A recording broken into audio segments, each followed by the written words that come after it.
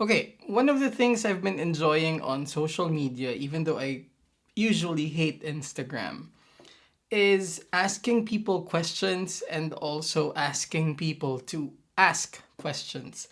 This way, I don't just get to answer and share some thoughts to people, of course, about photography, but also try and find out the topics that most people would perhaps want me to talk about, or some things that I can teach, some things that I can share about photography, specifically of course for landscape photography.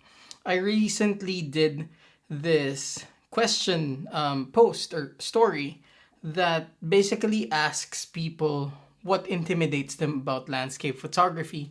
And there were quite a few answers, but the most common is that most people are intimidated by landscape photography, specifically those who have not started landscape photography. They are intimidated by filters and basically the complicated things about it. So this video is actually going to be about that. Here are 5 tips or 5 important principles to remember about filters that will make you or help you master the entire thing better.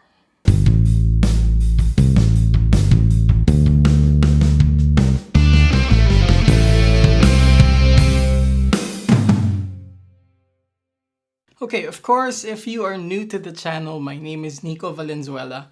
I am a landscape photographer and a professional architectural photographer, and this channel is mainly about photography and the tech around it. So if you have not followed or subscribed to this channel, don't forget to click that button. Okay, let's get right onto it. The goal here is not really to discuss everything about filters, but instead give some clarifications and maybe some reminders that will help you master filters altogether. Now, this will actually be a 2-part video. This first one, of course, you are already seeing, talks about those tips, and the second one basically just answers some questions I've also gotten on Instagram about filters. And also, if you haven't followed me on Instagram, it's really where I answer and also pool for questions and topics. So do follow me there at Nicco Valenzuela. That's Nicco Valenzuela. Okay, the first tip is very simple. Remember what filters do. So I have a filter right here. And if you do not know what it actually does to achieve a certain effect that you are going for, then maybe that's why you are a bit overwhelmed by filters. Filters, they only do one thing. They should only be doing one thing, and that is to limit the entry of light going into your sensor. This is a GND filter, this is an ND filter. This one limits the light, this one limits the light. The only difference is that this one limits more light on top than at the bottom.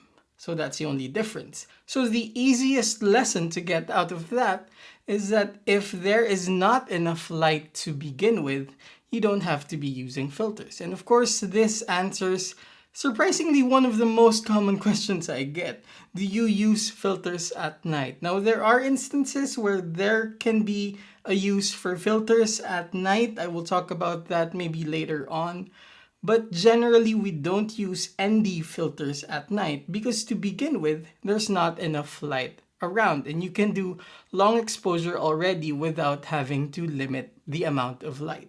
And following that, of course, if we get to limit the light entering the filter, then there is something we have to adjust. We have to compensate. And that is, of course, the shutter speed. We want to be able to get the right luminosity or the right brightness or exposure in our shot. And if we limit the light coming in, we would of course have to lengthen our exposure so that there's going to be the same brightness except that there was a longer exposure. So as a byproduct of limiting the entry of light, you get to lengthen the exposure, then you get to have the long exposure effects, which leads us to our second tip. The next tip, or the thing we have to remember, is actually how the effect happens. And basically, here we will talk about the most crucial part in shooting with filters and doing long exposure. And it is movement. We only really do long exposures for one purpose, except of course at night when we just need the long exposure to have better exposure or brighter exposure. But during the day, anytime there is daylight, we only really do long exposure because we are after the effect of movement. Which means that if there is nothing moving, if there is nothing that will create the effect that you're after, then you should not be using filters. Specifically, you should not be using ND filters and you should not be doing long exposures altogether. You can be using, of course, GND filters because you might want to balance the luminosity of the sky and of your foreground, but the ND filter will be useless if there is nothing moving. Now, of course, there are two ways to make use of that movement. For the first one, if there's anything moving in your frame and it's gonna leave a trail or leave a very nice texture, then that's what you're after. You're after that movement so that it will leave this mark and leave this pattern, or that will leave a trail or a very nice texture that will complement your photo altogether. If there's nothing moving, there's nothing to create that. On the other hand, another reason to be doing long exposures with movement is if there are moving clutter elements, or there are basically, most commonly, a lot of moving people in a certain frame. Say you're shooting a certain landmark and there are a lot of tourists, you can also use long exposure to be able to cancel them out. If they are moving and you're taking a long enough exposure, they are just gonna disappear out of the frame. The specific kind of filter that you should be using, of course, in that particular situation depends on what is moving and how fast the movement is. And that will, of course, also dictate how long an exposure you're gonna do. Number 3, start simple. Of course, before you get to master the use of filters and the indication for either one of them, the first thing you have to master is exposure. Of course, with any kind of photography, you should master exposure and basically just master how to achieve that balance that will do the best for the shot that you intend to take. And the simplest thing is actually to start shooting without filters, of course. So how do you start shooting and master exposure for landscape photography without filters?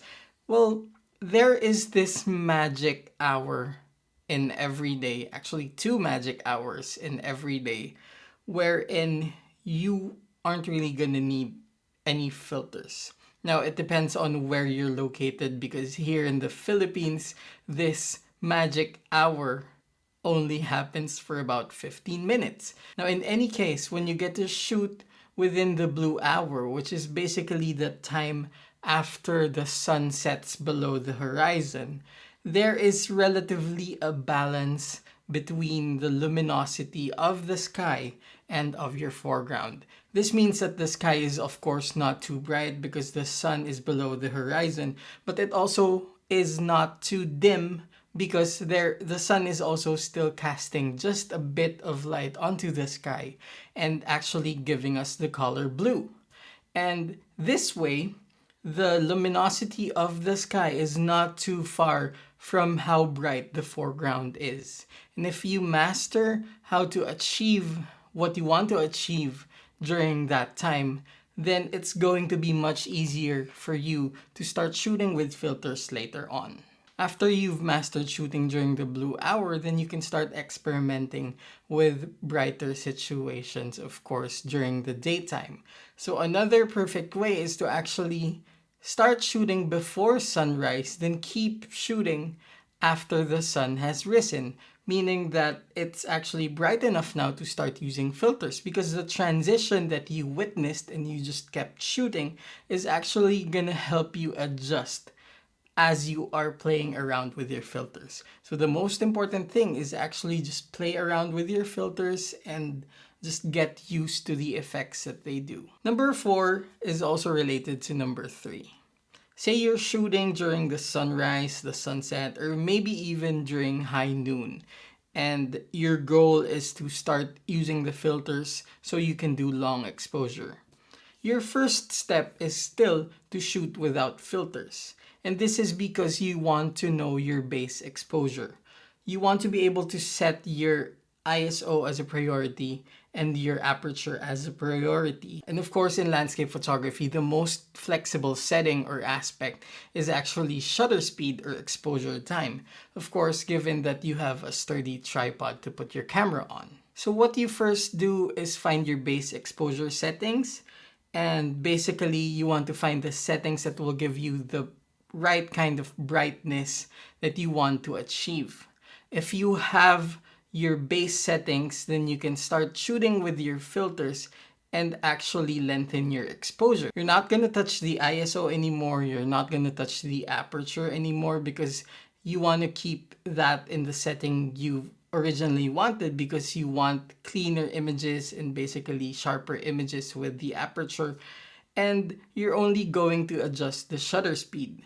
Now, the shutter speed will depend, number one, on the movement of whatever it is that is moving in your frame. And that will help you decide what filter you're going to use, because generally, you want to be able to set your shutter speed to the length that covers the entire movement that you want to capture.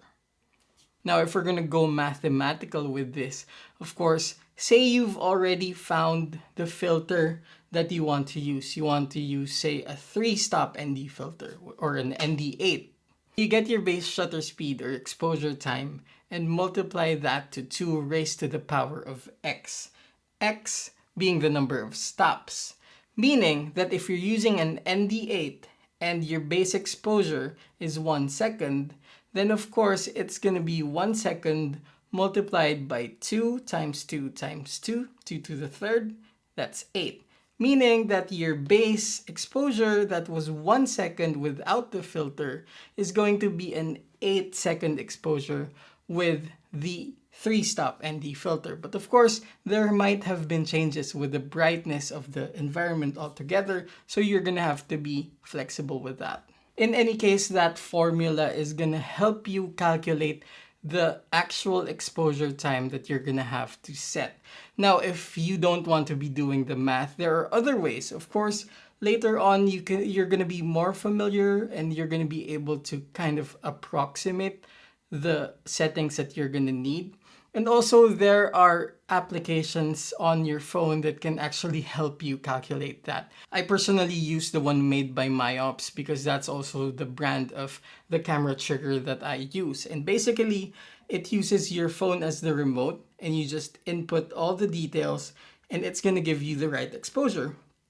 When you click that button, it's actually gonna set it already onto the trigger so you don't have to tinker with your camera anymore. You're basically putting in the exposure settings on your phone as well. Lastly, tip number 5 is that there's no perfect recipe for all of this. Of course, I've been saying over and over, and this is generally about photography in general, that there is no perfect recipe for settings in photography.